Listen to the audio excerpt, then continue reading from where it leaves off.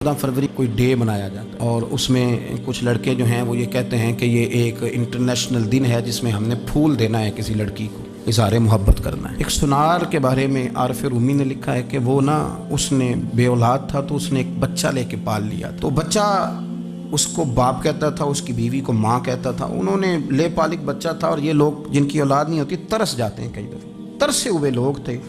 बच्चे को ले लिया, पाला, वो बच्चे ने भी हद कर दी फर्मा बरदारी की।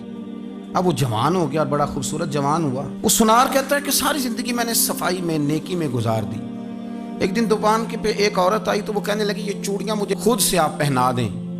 वो कहता मैंने जब उसका हाथ पकड़ा तो मेरे दिल में गलत ख्याल आ गया। मैंने गलत नज़रिए से उसका हाथ पकड़ा और जब मैंने उसका वो हाथ उस नज़रिए से पकड़ लिया, थाम लिया, बहरहाल वो चली गई, लेकिन वो मेरे जहन के अंदर नापाकी आ गई। तो मैं घर गया तो मेरी बीवी बाहर खड़ी थी और रो रही थी, तड़प रही थी। मैंने उसे कहा क्या हुआ?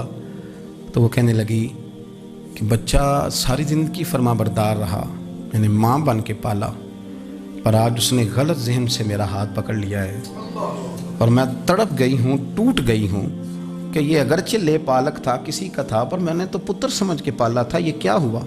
वो कहता मेरी चीख निकल गई। तो मैंने उसे कहा कि ये उसकी गलती नहीं, ये मेरी गलती है। मैंने बाहर आज नज़र गंदी की है तो रब ने मुझे सज़ा दी, ये मुझे सज़ा मिली है।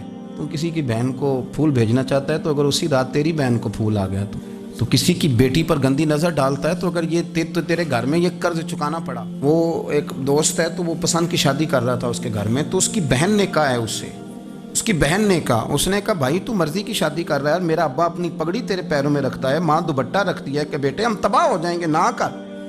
और आज अगर तेरा ये हाल है तो फिर मुझे भी इजाज़त दे, मैं भी मर्जी की शादी करूँ। तो वो कांप गया बुरी तरह से।